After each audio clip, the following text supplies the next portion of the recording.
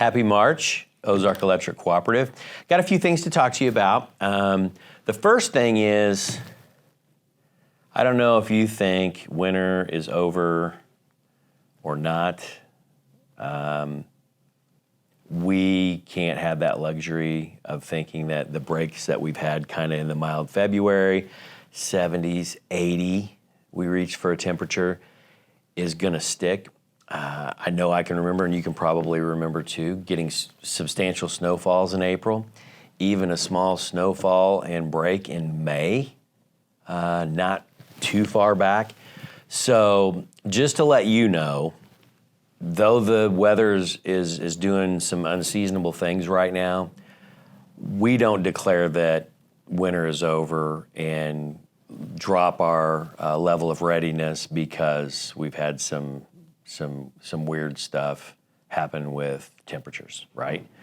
So we will be ready to roll if we have those eventual things come to us. When we get to, the end of May, we're certainly, hey, those kind of things are behind us. We're into storm season at that point and shift our readiness and focus to what happens to our system in those spring storms, okay? So that's where we're at with that. We haven't given up on winter yet. I also want to point out to you that one of our strategic partners is National Information Solutions Cooperative. NISC is how we refer to them here in Ozark Electric. They take care of the Smart Hub suite that we use for our billing and for giving you information. And so they've put a new look on that.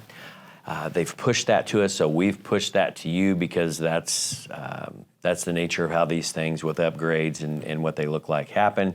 And so that's what you're looking at. We're working on making sure that we secure any bugs or fixes, and with NISC and the vendor to make sure that the software works as smoothly as possible. Bear with us, because when those things roll out, from your own experiences that those kinds of things happen. We're going to try and make them as minimal as possible. If we have something like that, I can assure you that my team here is calling the team at our vendor, making sure that they know, hey, we need assistance to get this back in operation so that it works smoothly. The other thing is Youth Tour and Cycle, which we talked about not too long ago. We were in the process of announcing, and hey, get your high school students to get those applications into us so that they can qualify. I am happy to report that we were encouraged that the number of participants has now returned to pre-pandemic, pre-COVID numbers. We hit a slump during that, and so it's nice to see that the students' participation has come back and the numbers are up. And so that's closed, and like I said, those kids will be going through the selection process and then the eventual interview, and then the eventual winners will be announced to you guys so that you know who's going to be going. Also to mention the pandemic quickly, I know that, a year ago, 2 years ago, and in recent memory, you can remember every one of these things.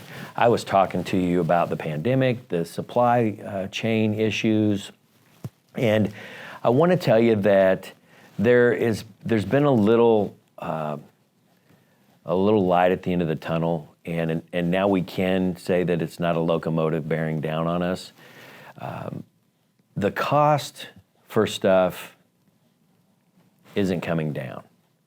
I think we talked about this in the strategy in a free market enterprise, is that once a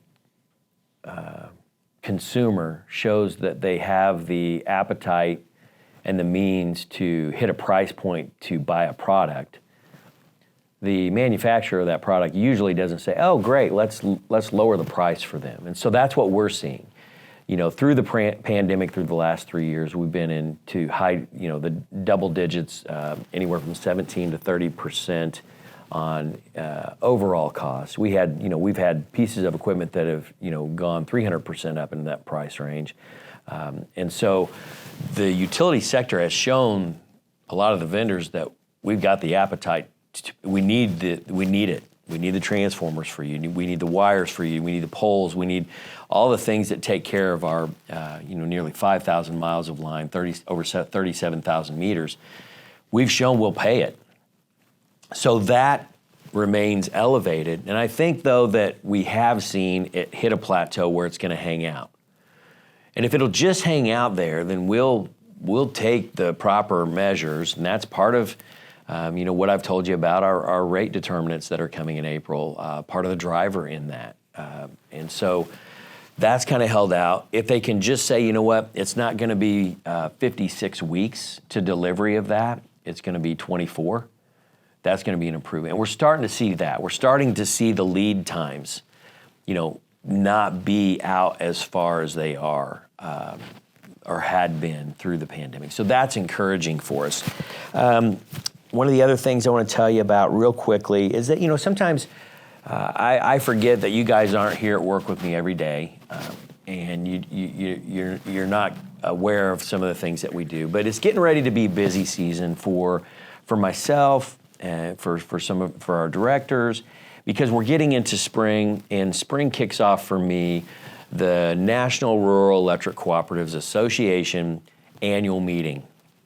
NRECA is what we refer to them as, and that's where all of the cooperatives throughout the country come to the annual meeting.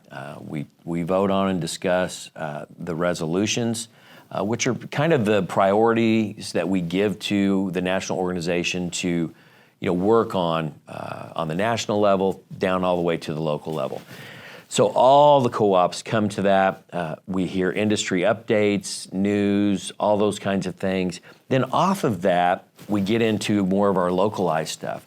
The Association of Missouri Electric Cooperatives, AMEC, is our in-state local governance, and they are a representation of all 40 of the co-ops in Missouri, and we meet. We have board meetings every other month. We have an executive committee that meets on the alternating months from that.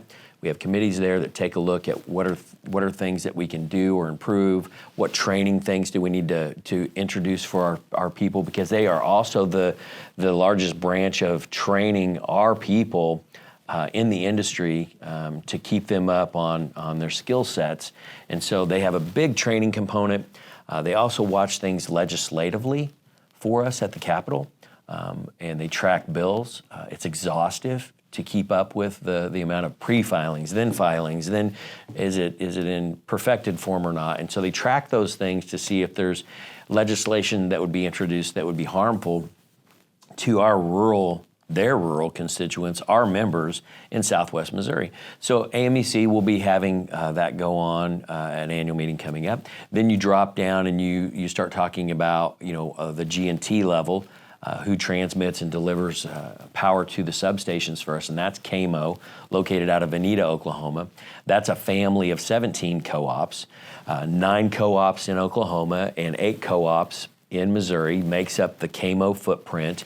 And we myself and a director go down and serve as trustee at KMO to represent our local needs and requests and what we would inquire about from them.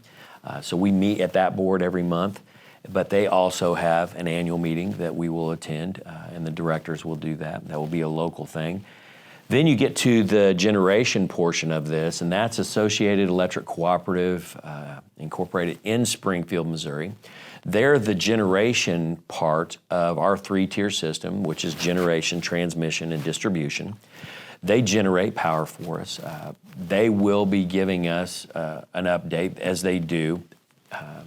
David Tudor gives an update to us on the statewide level, because he gets to those AMEC bi-monthly meetings, so we get an update there. But then they also host an annual meeting that comes up in this upcoming season, and so it's a local thing. And so we get our directors and myself there to get the local things that are pressured. The one thing I can tell you from staying in touch with all of those entities, from the national to our statewide to our T to our G, which is transmission and generation, the primary focus is grid reliability. Grid reliability through all 3 of those tiers. How can we make the grid most reliable concerning generation? how can we make the grid most reliable as far as transmitting from the power plant to the substation? How do we make the grid most reliable from that substation into your home? And how do we do that uninterrupted, 24 hours a day, 7 days a week, 365 days a year, because that's what you deserve. That's what we try to deliver. We don't like interruptions. We don't like blinks. We don't like outages. None of that stuff. We want undelivered or uninterrupted power delivered to you constantly. That's our goal. Now, sometimes Mother Nature says different. Sometimes critters that decide they're going to land on or crawl on our equipment say different. But that's our goal, and that's what we want to provide for you. Being able to do that with resources that are available is the challenge. With the push for more and more renewables to be part of the generation stack of resources that we use to provide that, there's a lot of challenges that come with that. And some of those challenges are being tackled, and I think that there's ground being made on them. Some of them you'll not be able to stack up side by side and say that we've gotten this as equal to that. It's just an enormous undertaking to try to figure that out. That's what we're tackling. That's what we're trying to accomplish. And so that's kind of what's coming up. In spring, I start getting my eyes set on what that looks like. We will also have a spring retreat, that we lay over and tie into our April board meeting, where we do a strategic planning for our local co-op. We get the directors together, and we have our senior staff together, and we take a look at that. You know, so many times it leads to a SWOT assessment where you look at strengths, weaknesses, opportunities, and threats, and you throw that into a matrix, and we see what decisions, what things do we need to do to make sure that we shore that up, and it gets looked at. And so that's also what your directors are lining up to do. I got kind of windy in this one because I had a lot to tell you.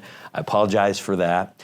Have a terrific month, and I'll talk to you at the 1st of April, okay? Have a great one. Thank you.